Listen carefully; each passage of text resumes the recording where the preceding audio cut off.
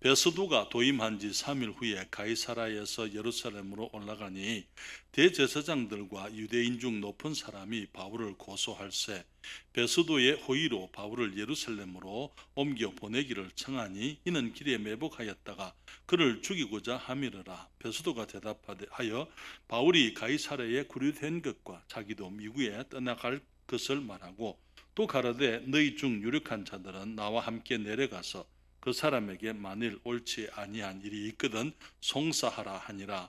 베스도가 그들 가운데서 8일 혹 10일을 지낸 후 가이사라로 내려가서 이튿날 재판 자리에 앉고 바울을 데려오라 명하니 그가 나오매 예루살렘에서 내려온 유대인들이 둘러서서 여러 가지 중대한 사건으로 송사하되 능히 증명하지 못한지라. 바울이 변명하여 가로되 유대인의 율법이나 성전이나 가이사에게나 내가 도무지 죄를 범하지 아니하였노라 하니 베스도가 유대인의 마음을 얻고자 하여 바울들어 묻되 네가 예루살렘에 올라가서 이 사건에 대하여 내 앞에서 신문을 받으려느냐. 바울이 가로되 내가 가이사의 재판 자리 앞에 섰으니 마땅히 거기서 신문을 받을 것이라. 당신도 잘 아시는 바에 내가 유대인들에게 불의를 행한 일이 없나이다.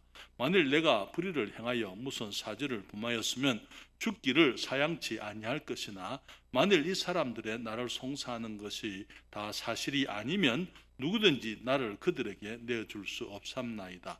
내가 가이사께 호소하노라 한데 같이 읽겠습니다. 베스도가 배석자들과 상의하고 가르되 내가 가이사에게 호소하였으니 가이사에게 갈 것이니라 하니라. 아멘. 아버지 하나님, 이 시간 주님의 말씀을 축복해 주시고 주님 성령께서 이 종을 주장하셔서 진리의 말씀 가운데 우리가 하나님의 선하심을 또 주님의 일하시는 원리와 섭리를 우리가 볼 수 있도록 도와주시옵소서. 이 시간 주의 말씀이 함께한 모든 성도들에게 격려와 큰 축복이 될 수 있도록 주님 역사하여 주시옵기를 간절히 사모하올 때에 예수님의 이름으로 기도했습니다. 아멘. 자리에 앉으시겠습니다. 우리 지난번에 우리 총독 벨릭스 앞에 선 사도 바울의 이야기를 함께 생각을 했습니다. 그때 저는 여러분들에게 말씀드리기를 벨릭스라는 그 사람은 원래는 노예로 살다가 나중에 자유를 얻었고 그리고는 이제 총독까지 된 사람이었다 그렇게 말씀을 드렸습니다. 그렇지만 그는 매우 악하고 부도덕한 사람이었다고 우리가 함께 생각을 했습니다. 이 벨릭스는 유대 총독으로 8년을 재임했습니다. 그러면서 유대인들과 많은 갈등들이 있었던 것을 우리가 역사를 통해서 알게 되는데요. 특별히 그는 그 당시에 대제사장이었던 요나단이라는 이 대제사장을 사람을 시켜서 암살하는 그런 일들까지 저질렀던 사람이었더랬어요. 뇌물을 받고 불의한 일을 많이 행했고 그리고 많은 사람들에게 난폭한 일을 하는 아주 악한 사람이었더랬어요. 그렇기 때문에 결국 로마 황제의 소환을 받고 이제 그 다음에 부임한 사람이 이제는 베스도라는 사람, 오늘 본문에 나오는 베스도라는 사람이 부임을 하게 되는데요. 여기에 이 벨릭스는 그 가운데서 이제 유대 총독으로 떠나가면서 그래도 이제는 뒤에 유대인들의 관심을 얻기 위해서 이 바울을 죄 없는 바울을 그가 알고 있었지만은 2년 동안이나 붙들어 놓았던 것을 보게 됩니다. 그러면서 이제 그 다음에 등장하는 이 베스도라는 사람이 총독으로 이제 부임을 하게 되는데 이 베스도에 대해서는 제가 여러 가지로 조사를 해봤는데 이분에 대해서 실제로 알 수 있는 많은 정보들이 없습니다. 그가 2년 정도 이제 유대 총독으로 그가 부임했다는 것 그리고 한 2년 부임을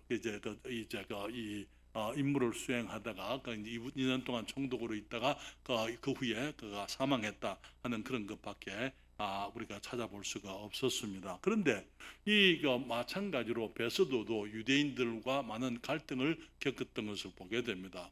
우리가 당연히 우리도 일제 시대 때 우리 한국 사람들이 일본 관리들하고 많은 갈등이 있었지 않습니까?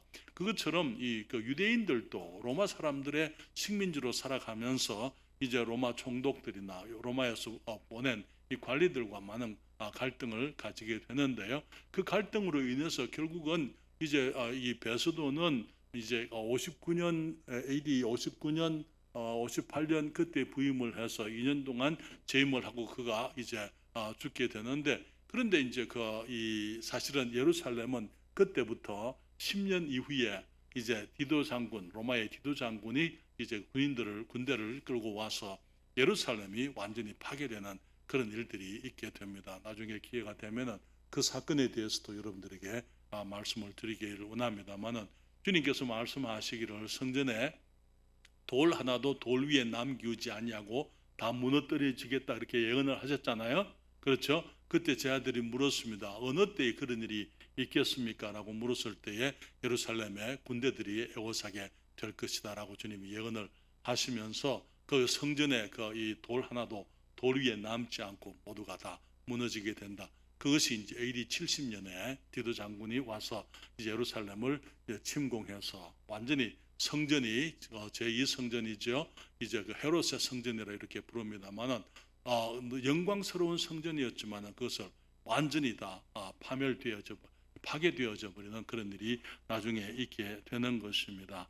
여기에 이 베스도 역시 유대인들의 환심, 유대인들과 관계를 잘 가지기를 원했더랬어요. 그렇기 때문에 결국은 이제 그가 예루살렘에 올라갔을 때에 이제 거기에 대제사장들과 높은 사람들을 만났을 때에 그들이 바울을 예루살렘으로 데려와서 예루살렘 공의에서 다시 한번 심판을 받기를, 그렇게 2년이나 지난 이후에도 그들이 계속해서 그것을 요구했더랬어요. 사실은 이제 오는 길에 바울을 죽이겠다는 그런 이제 음모를 아직까지 그들이 포기하지 않고 있었던 것을 보게 되는 거죠.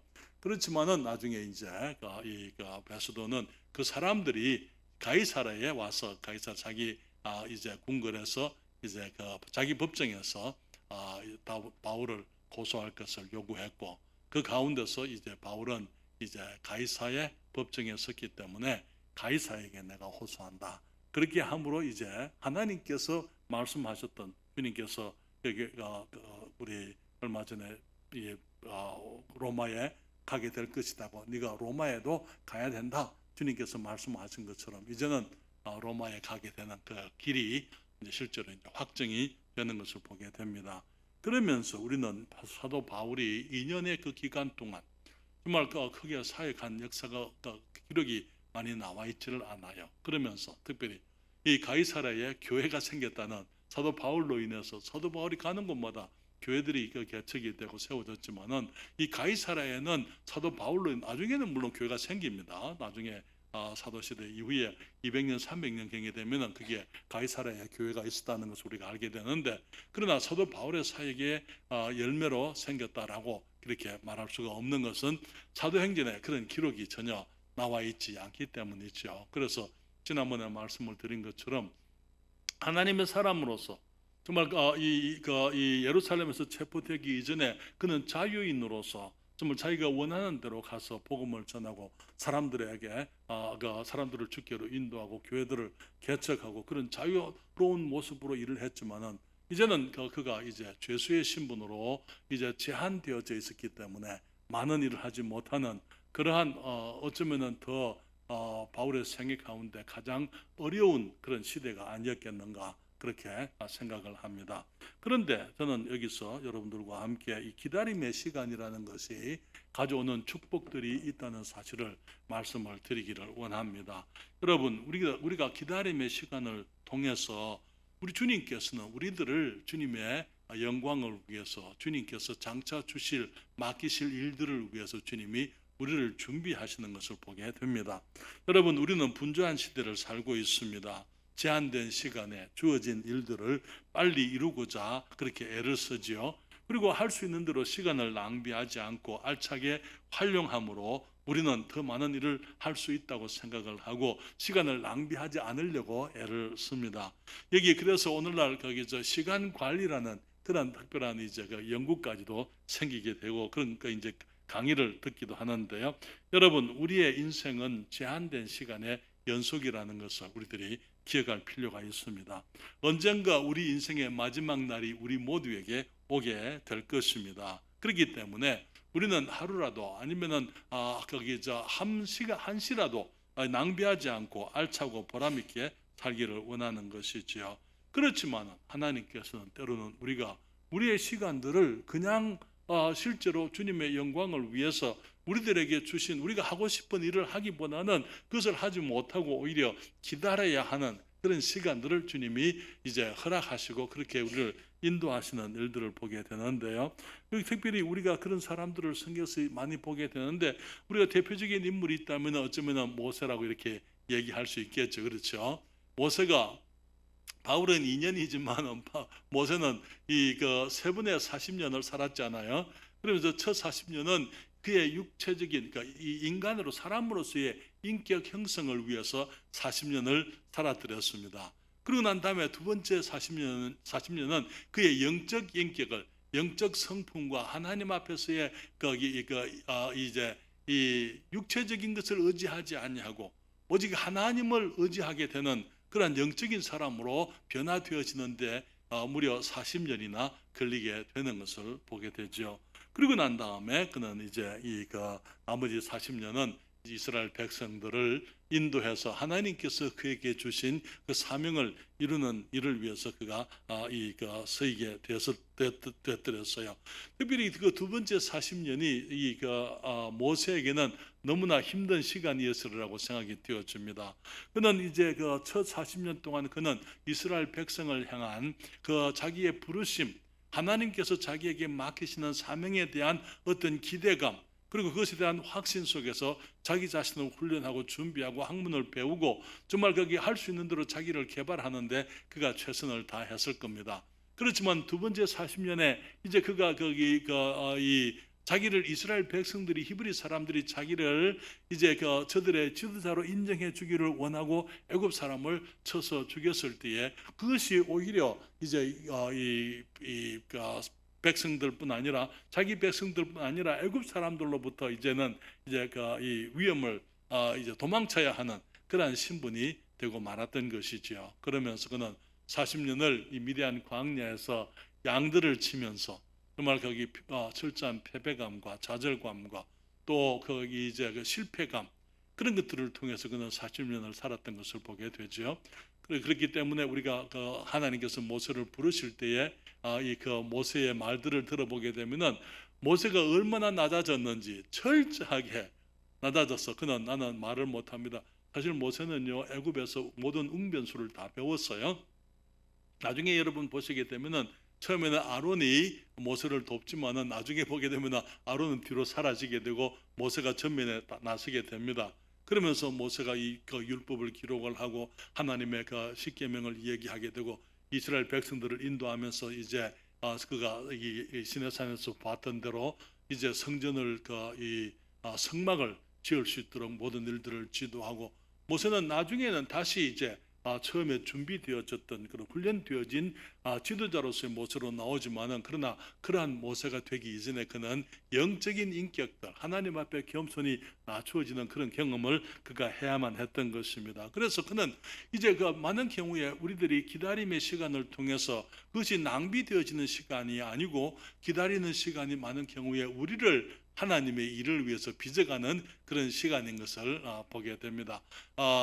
제가 잠시 그 말씀을 드리면은 제가 이 목포에다가 목포교회 목포성서 침례교를 1980년도에 개척을 했습니다. 그리고 2년 반 이후에 제가 거기 이 탈진을 했어요. 그래서 이제는 거기 이 신학교 졸업해서 첫 사역이니까 저에게는 그것이 너무 힘들었던 것 같아요. 그래서 이제 거기 17개월을 제가 물론 그동안에 제가 사역 안 한 건 아니에요. 선교 사무실에서 사역을 하고 또 이제 거기 지금은 널푸른 침례교회 옥포에 그제도 옥포에 그때는 옥포성서 침례교회를 개척을 하는 그 일에 선교사님들과 같이 했었어요. 그렇지만 그 사역에 대해서 하나님께서 내게 이 사역을 하게 하신다라는 그런 이제 그런 확신은 그 부르심에 대한 확신은 없이 17개월의 방황이 제게도 있었더랬어요.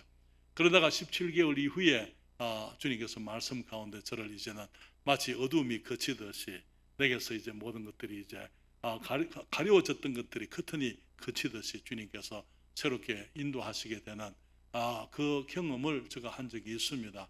기다림이라는 것이 결코 낭비가 아니라는 것. 때로는 많은 경우에 기다림을 통해서 하나님께서 우리를 다음 사역을 위해서 또 새로운 모습의 일을 위해서 준비하시는 것을 보게 됩니다. 그래서 그 이후에 제가 간 곳이 이제 수원이죠. 수원에서 경기 성서 침례교회를 개척을 하게 되고, 그리고 또 이제 거기서 이제 미국으로 가게 되는 그런 인도함을 있게 되었습니다. 두 번째로 우리가 이 기다림의 시간이 주는 축복, 첫째는 말하기를 그 기다림의 시간이 우리를 빚는다고 말씀을 드렸고요. 두 번째로는 이 기다림의 시간은 우리의 믿음을 증명하는 것이다. 우리의 믿음을 테스트하는 것이 바로 기다림이다. 너무나 많은 사람들이 기다리지 못해서 정말 하나님의 약속을 기다리다가 그만 포기해버리게 되고 약속에서부터 벗어나 버리는 일들이 너무 많은 것을 보게 됩니다. 예를 들게 되면은 우리가 아브라함을 우리가 얘기할 수 있어요. 그렇죠? 성경은 말하기를 로마서 4장 18절로부터 22절에 말하기를 아브라함이 바랄 수 없는 중에 바라고 믿었으니 이는 내 후손이 이 같으리라 하신 말씀대로 많은 민족의 조상이 되게 하려 하심을 인함이라. 많은 민족의 조상이 되게 하겠다고 말씀을 하셔놔도 자녀를 안 주셨잖아요. 아들을 안 주셨잖아요. 그렇죠? 그렇기 때문에 그가 백세나 되어 100세까지 그는 기다려야만 했더랬어요. 백세나 되어 자기 몸에 죽은 것 같음과 사라의 태에 죽은 것 같음을 알고도 믿음이 약하여지지 아니하고 믿음이 없어 하나님의 약속을 의심치 않고 믿음에 견고하여져서 하나님께 영광을 돌리며 약속하신 그것을 또한 능히 이루실 줄을 확신하였으니 그러므로 이것을 저에게 의로 여기셨느니라. 아브라함의 믿음이 어떻게 의롭다라는 것으로 이렇게 증명이 되고 여김을 얻게 되었습니까? 아브라함이 자기가 몸이 백세나 되어서 몸이 죽은 것 같음과 사라의 태가 죽은 것 같음을 알고도 믿음이 약해지지 아니하고 믿음이 없어 하나님의 약속을 의심치 않고 믿음에 견고하여져서 하나님께 영광을 돌리며 약속하신 것을 또한 능히 이루실 줄을 확신하였으니. 여러분, 아브라함이 부름을 받을 때가 갈대아 우르에서 부름을 받아 나온 나이가 몇 살인지 여러분 기억하십니까? 75세였어요. 그리고는 이제 75세에 그 가나안 땅에 왔습니다. 하나님께서 아들을 주시겠다 했을 때 하나님께서 그의 후손을 축복하시고 큰 민족을 이루게 하게 했다 했을 때 우리나라 그 창세기 15장에 보면은 아브라함이 하는 말이 주님 내게 후사를 주지 않았으니까 나의 후사는 이 다메섹 엘리에셀 우리 집에 길리온 사람이 후사가 될 겁니다. 하나님 말씀하시고 아니 그 사람이 네 후사가 될 것이 아니고 이 내 안에 사라가 낳을 아들이 후사가 될 것이다. 몇 년을 기다립니까? 100세까지니까 25년을 갈대아울에서 75세 되어 나와 가지고 100세까지 그가 육체적으로는 전혀 소망을 자녀를 가질 수 있는 소망이 전혀 없을 때까지 하나님이 기다리셨어요. 왜 그랬습니까? 하나님의 능력을 보이시려고 하는 거예요. 그 전에 주셨으면 사람이 낳은 아들이 될 수 있죠.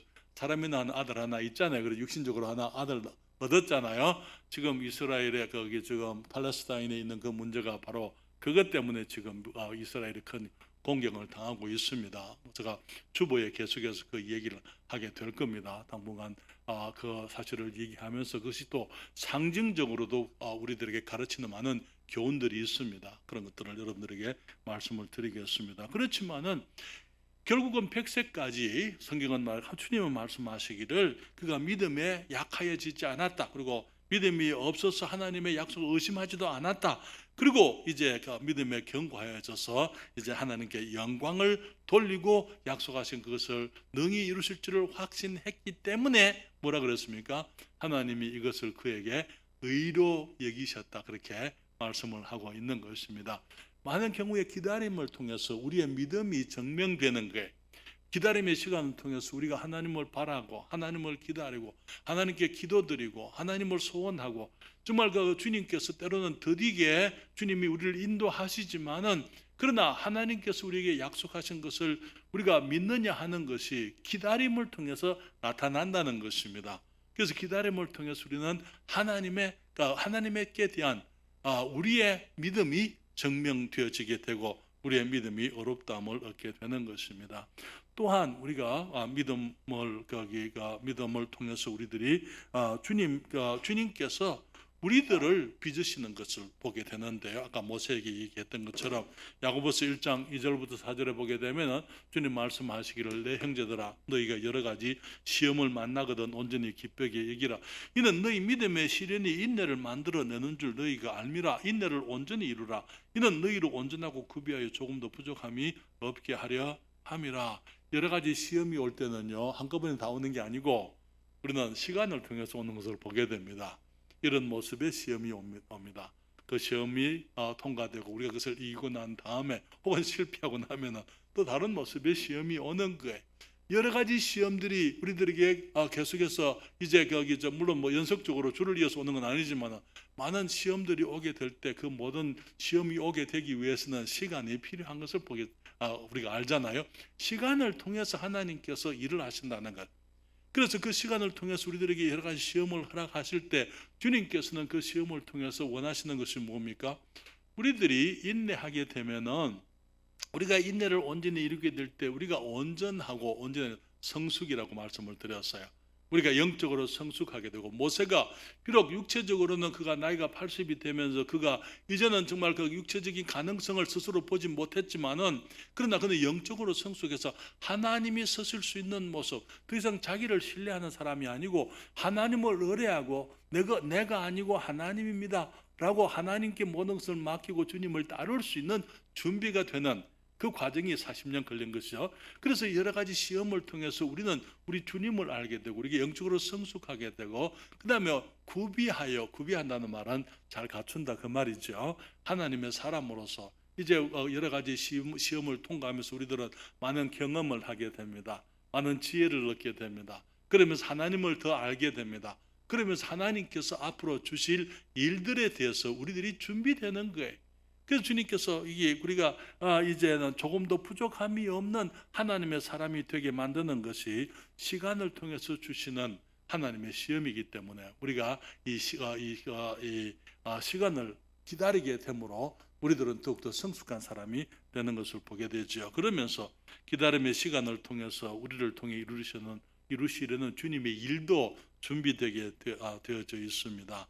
그래서 주님의 일을 위해서 우리가 먼저 준비되어지는데 모세는 몇 년이 걸렸다고요? 40년이 걸렸어요. 그렇죠? 그리고 거기 그 남은 40년 그의 인생의 세 번째 40년에 주님께서 원하시는 그 일들을 그의 생애의 사명을 이루었던 것을 보게 됩니다. 그래서 우리들이 많은 경우에 기억해야 될 것은 우리들이 시간이 하나님께서 우리들에게 약속하신 것이라도 쉽게 이루어지지 않을 때에 우리가 기억해야 될 것은 그 시간을 통해서 내가 기다리는데 무엇을 기다리느냐? 내가 준비되기를 기다려야 되는 겁니다. 많은 경우에 하나님이 주시고 싶어도 내가 준비되지 않으면 내게 주실 수가 없는 거예요. 왜냐하면 주시면은 내가 준비되지 않았을 때 주시게 되면은 하나님의 축복이 내게 축복이 되지 않기 때문에 그래. 내가 감당할 수 없는 축복은 결코 축복이 아닌 것입니다. 그렇기 때문에 때로는 시간을 통해서 우리가 준비되어지는 것을 내가 내게 대해서 기다려줘야 돼요. 그래서 내가 아직까지 미숙하다는 것, 내가 좀 더 성숙해야 된다는 것. 여러분 우리가 나는 이제 더 이상 기다릴 필요 없이 우리가 완전히 성숙했습니다. 그런 분 혹시 계십니까? 이 세상에 그렇게 얘기할 수 있는 사람은 아무도 없어요. 때로는 주님께서 우리가 우리 자신을 알고 우리 자신에게 성장의 기회를 우리가 주기를 원하는 거예요. 그렇잖아요. 아이가 한꺼번에 어른이 될 수 없잖아요. 그렇잖아요. 초등학생이 한꺼번에 대학생이 못 되는 거예요. 그렇기 때문에 하나님께서 인도하심을 따라서 내가 성장하는 그 부분을 내가 성장할 수 있도록 내 스스로에 대해서 시간을 가지고 기다릴 수 있어야만 되는 것입니다. 그러면서 또 하나님께서는 주님을 위해서 사람들을 준비하시는 것을 보게 되는데요. 여러분 모세가 이스라엘을 인도하고자 할 그때에 아직까지 이 이스라엘 백성들이 준비가 안 됐어요. 그렇죠? 이 모세가 내가 거기 이 애굽 사람을 히브리 사람을 괴롭히는 애굽 사람을 쳐 죽이니까 사람들이 자기 백성들이 자기를 지도자로 인정해 줄 줄 알았잖아요. 그런데 어떻게 합니까? 그 다음 날 히브리 사람들끼리 싸우니까 왜 너희 형제들끼리 싸우냐? 그러니까 한 사람이 하는 말이 누가 너를 우리의 재판관이나 우리의 관원으로 세웠느냐? 네가 어제는 애굽 사람을 쳐 죽였는데 오늘은 나를 쳐 죽이려고 하느냐? 그래서 그냥 이 모세의 죄가 드러나 버렸잖아요. 도망쳐야 되는 것입니다. 다시 말하면 이스라엘 백성들이 준비가 안 됐어요. 그러니까 40년을 기다렸다가 오니까 이제 40년을 기다리면서 이스라엘 백성들이 하나님 앞에 부르짖잖아요. 주님, 우리를 구원해 주세요. 우리를 그 사람을 보내서 주님의 약속, 아브라함에게 하신 그 약속을 이루어 주세요. 이제 그들이 하나님께 부르짖었던 것을 우리가 보는 거죠. 그러니까 주님께서 모세에게 와서 내 백성의 부르짖음과 그들의 우고와 그들의 수고를 내가 보고 또 내가 듣고 내가 알고 내가 너를 보내겠다, 그렇게 얘기하잖아요. 그러니까 거기 이제 모세가 준비되어야 되지만은 또 이제 사람들이 또 준비되어져야만 하는 것입니다. 그리고 또 여기에 우리가 400년을 이스라엘 백성들이 이 애굽에서 기다려야만 됐잖아요. 그렇죠. 하나님께서 여러분 창세기 15장 13절부터 16절입니다. 거기 보게 되면은요, 여호와께서 아브라함에게 이르시되 너는 정령이 알라 내 자손이 이방에서 객이 되어 그들을 섬기겠고 그들은 400년 동안 내 자손을 괴롭게 하리니 그 섬기는 나라를 내가 징치할지며 그 후에 내 자손이 큰 재물을 이끌고 나오리라. 너는 장수하다가 평안히 조상에게로 돌아가 장사될 것이요 내 자손은 4대 만에 이 땅으로 돌아오리니 이는 아모리 족속의 죄악이 아직 관영치 아니함이니라 하시더라. 그렇게 말씀을 하셨습니다. 하나님께서 아브라함에게 지금 거기 가나안 땅을 다 주시겠다고, 그와 그 후손에게 주시겠다고 약속을 했지 않습니까? 그렇지만은 하나님 말씀하시기를 내 자손이 이방에 가서 객이 되어서 400년 동안 그 사람들을 섬길 것이다, 그렇게 얘기하시는 거예요. 왜 그런 일이 필요합니까? 왜 400년이라는 기간을 왜 이스라엘 백성들이 애굽에 가서 노예 생활을 해야만 했습니까? 물론 여러 가지 이유들이 있었겠지만은 또 우리가 이 말씀 가운데서 보게 되는 하나님의 뜻은요, 나중에 이제 그 이스라엘 백성들이 야곱의 요셉이 먼저 내려가게 되고 야곱의 가족이 이제는 이 애굽에 내려갈 때에 그때 그 사람들의 수는 70인밖에 되질 않았었어요. 그러나 나중에 400년 이후에 혹은 430년 이후에 그들이 애굽에서 나오게 될 때에 그들은 이제는 히브리 민족이 수백만의 사람이 되는 것입니다. 이게 하나님께서 그 땅을 주실 때 그 모든 땅을 다 차지할 만큼 이스라엘 백성들의 수가 많지를 않았어요. 그리고 그 땅이 다 필요치 않았더랬어요. 70인 한 대가족이 그 땅을 다 가질 수는 없는 것입니다. 주님께서 이스라엘 백성들이 애굽에서 노예 생활을 하면서 이제는 그 땅을 필요로 할 만한 그런 민족이, 다시 말하면 하나의 백성들이 되도록 주님께서 기다리셨던 것이죠. 그럴 뿐만 아니라 또 한 가지 이유는요, 아모리 족속의 죄악이 아직 관영치 아니었다. 무슨 말입니까? 하나님께서 이 모든 것을 아시기 때문에 가나안 땅을 주님께서 이스라엘 백성에게 주시려고 하시는 목적이 이제 그 땅의 사람들이 너무나 악하기 때문에, 너무나 추악하고 우상을 섬기고 하나님께서 미워하는 짓들만 하기 때문에 그들을 이제는 나중에 심판하시기 위해서 이스라엘 백성들을 사용하시려고 하는 거예요. 그래서 그들을 심판하시면서 이제 이스라엘 백성들이 그 땅에 들어와서 살기를 원하시는데 아직은 아니라고. 아직은 아모리 족속의 죄악이 관영치 아니했다. 다시 말하면 하나님께서는 아직까지 이 아모리 족속에게도 이 회개의 기회를 주시기를 원하시는 게 400년의 시간을 주시면서 그들이 회개하고 돌이키기를 주님이 주시기를 원하시고, 결국은 그들이 이제 우상을 섬기고 바알을 섬기고 아세라를 섬기고 그런 몰록을 섬기고 거기에 온갖 죄악들이 가득했을 때에 이제는 거기서 이 우상들에게 자녀들을 잡아서 제물로 바치게 되고 또 온갖 부도덕한 일들이 있게 되고 온갖 폭력들이 난무하게 되고, 그랬을 때에 주님께서 이제는 이스라엘 백성들을 불러서 그들을 심판하시는 것을 보게 되는 것입니다. 하나님 여러분, 우리가 오늘은 제가 그까지만 말씀을 드리려고 하는데요. 여러분, 우리가 때로는 기다려야 될 때가 옵니다. 바울이 왜 2년을 그 감옥에서 기다렸는지 우리는 지금 사도행전의 그 모든 이유가 다 기록되지는 않았습니다. 그렇지만은 그 이유를 주님은 알고 계셨고, 사도 바울의 생애가 이제 60대 중반까지 살았다 그렇게 얘기를 했을 때에 2년이라는 세월이 결코 작은 세월이 아니잖아요. 그렇잖아요. 30분의 1 아닙니까? 그렇잖아요. 30분의 1의 세월이에요. 그 인생의 30분의 1을 가이사랴의 감옥에 있었다. 왜 그랬을까?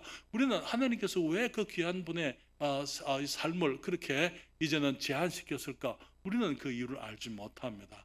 그렇지만은 하나님께서는 때로 우리들을 기다리게 하실 때에 우리들이 때로는 하나님의 약속에 대해서 기다리게 하시고 하나님의 축복에 대해서 기다리게 하시고 우리가 기도하게 하시고 우리가 인내하게 하시는 그 이유는 여러 가지 이유들이 있을 수가 있는데 어쩌면 가장 큰 이유가 우리가 아직 준비 안 됐기 때문에 우리가 그 기다림을 통해서 우리가 준비되어지기를 원하기 때문에 그리고 또 우리와 함께 일할 수 있는 사람들 우리의 사람들이 준비되어지기를 원하기 때문에 또 주님이 그러실 수가 있고요. 주님이 우리가 이루고자 하는 그 일이 아직 준비 안 되었기 때문에 주님께서 우리로 하여금 그 기다림의 세월을 통해서 우리들이 좀 더 이제 주님께서 우리가 일을 하게 하실 때 우리들이 좀 더 준비되어지고 좀 더 합당한 사람들이 되게 하시려고 그래서 이스라엘 백성이 400년을 이제 그 가족으로 내려가서는 민족이 되어서 나와서 이제 그 일을 할 수 있도록 하신 것처럼 주님께서 우리들에게 시간을 통해서 그런 기다림의 시간을 허락하실 수가 있다라는 사실을 여러분들과 함께 말씀을 드립니다. 다음 주에 계속해서 거기 나머지 설교를 하도록 그렇게 하겠습니다.